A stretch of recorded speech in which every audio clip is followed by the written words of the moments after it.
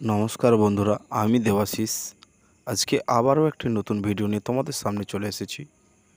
আমরা আজকে এই ভিডিওতে আলোচনা করব একটি ইয়েস ব্যাংক লোগো ডিজাইন কিভাবে করব এমএস ওয়ার্ড ব্যবহার করে। দেখুন, প্রথমে আমরা এমএস ওয়ার্ড ওপেন করে নিলাম।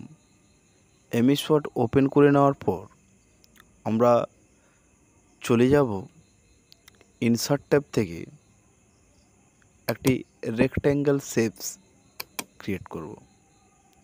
রেক্ট্যাঙ্গেল শেপস ক্রিয়েট করে নেওয়ার পর ঠিক এইভাবে রেক্ট্যাঙ্গেল শেপসটি টেনে নেওয়ার পর বা ক্রিয়েট করে নেওয়ার পর আমরা শেপসটির ব্যাকগ্রাউন্ডে ব্ল্যাক কালার সিলেক্ট করব।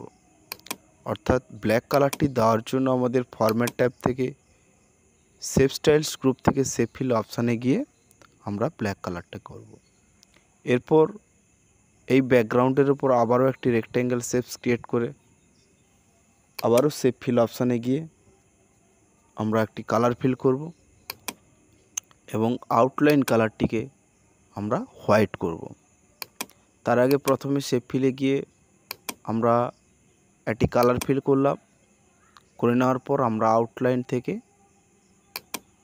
হোয়াইট কালার চুজ করলাম। ঠিক এই রকমভাবে ভিডিওটি দেখবেন, আমরা স্টেপ বাই স্টেপ ভিডিওটি দেখাচ্ছি। তারপর আমরা ওয়ার্ড আর্ট অপশান সিলেক্ট করে এখানে টাইপ করে নেব আমরা ইয়েস টাইপ করে নেওয়ার পর আমরা চলে যাব ওকে বাটন প্রেস করে টেক্সট র্যাপিং করে ইনফ্রন্ট অফ টেক্সট অপশানে ক্লিক করলে আমাদের ইয়েস লেখাটি ফ্রন্টে অর্থাৎ একটি শেপসের সামনে চলে আসবে।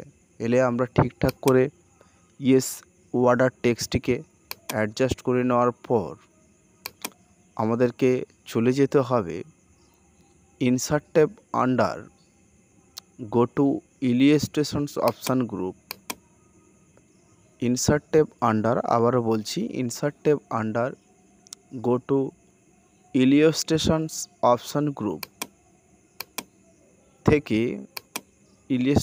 অপশান গ্রুপ থেকে ফ্রি ফ্রম শেপস সিলেক্ট করে আমরা এখানে ফ্রি হ্যান্ডেলভাবে একটি শেপস ক্রিয়েট করব। ইয়েস ব্যাংক লোগো তৈরি করার ক্ষেত্রে যে আমাদের ডিজাইনটি প্রয়োজন হয়ে থাকে, ঠিক এই রকম ধরনের ডিজাইনটি আমাদেরকে করে নিতে হবে। করে নেওয়ার পর আমরা আউটলাইন অপশান থেকে আউটলাইন কালার ব্ল্যাক হয়ে আছে ওটাকে রিমুভ করে আমরা শেপ ফিল থেকে ব্যাকগ্রাউন্ডে রেড কালার চুজ করব। আবার আউটলাইন কালার থেকে আমরা আউটলাইন সাইজটিকে বাড়িয়ে নিলাম। এরপর ওয়ার্ড আর্ট সিলেক্ট করব। ওয়ার্ড আর্ট সিলেক্ট করে আমরা এখানে টাইপ করব ব্যাংক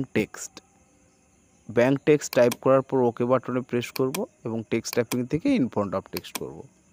ইনফ্রন্ট অফ টেক্সট করলে আমরা একটি শেপসের মধ্যে টেক্সটটি যাতে সামনে চলে আসে সেই জন্য আমরা ইনফ্রন্ট টেক্সট করলাম। এখানে ঠিকঠাক সাইজ অ্যাডজাস্ট না হওয়ার জন্য আমরা একটু অ্যাডজাস্ট করব। ঠিক এইরকমভাবে অ্যাডজাস্ট করতে থাকবে এবং আউটলাইন কালারটা রিমুভ করবে।